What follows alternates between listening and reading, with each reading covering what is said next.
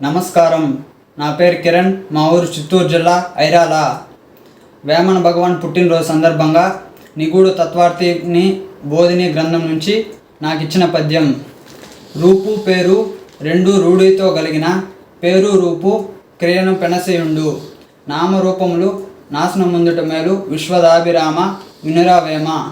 భావం: ప్రపంచంలో ఏదైనా కానీ ఒకటి రూపం ఉన్నదంటే దానికి తప్పక పేరుండును.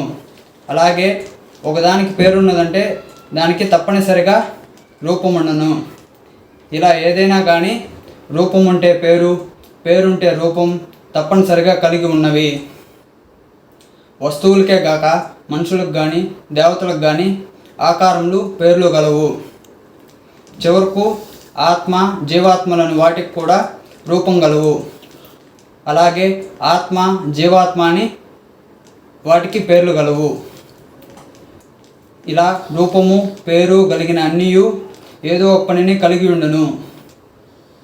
ప్రపంచంలో పేరు కలిగిన అన్నిటికీ అలాగే రూపం కలిగిన అన్నిటికీ తప్పనిసరిగా క్రియ పెనవేయబడి ఉన్నది. పేరు లేని పరమాత్మకు మాత్రం ఏ పని లేదని తెలియవలను. ఒక్క పురుషోత్తముడైనా లేక పరమాత్ముడైనా వానికి తప్ప ప్రపంచంలో అందరికీ రూపనామ క్రియలు తప్పవన్నమాట. రూపనామ క్రియల ద్వారా జీవం లేని వాటికి తప్ప జీవం ఉన్న వాటికి కర్మ ఏర్పడి దాని ఫలితంగా రూపనామ క్రియలకు గురి కావాల్సి ఉన్నది. అందువలన ఈ పద్యంలో రూపు పేరు క్రియను పెనసేయుండు అని చెప్పారు. ఏ రూపం కానీ ఏ నామం కానీ పొందకూడదంటే రూపనామ క్రియారహితుడైన పరమాత్మను ఆరాధించాలి.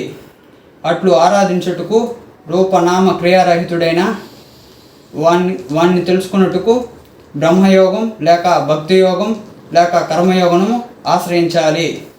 ముఖ్యంగా రూపనామ క్రియారహితుడు కావాలంటే నీవు కానీ రూపనామ క్రియారహితుడైన పురుషుల్లో ఉత్తమమైన పురుషోత్తముడిని ఆత్మ కంటే పరముగా ఉన్నవాడిని పరమాత్మను ఆరాధించాలి. నమస్కారం.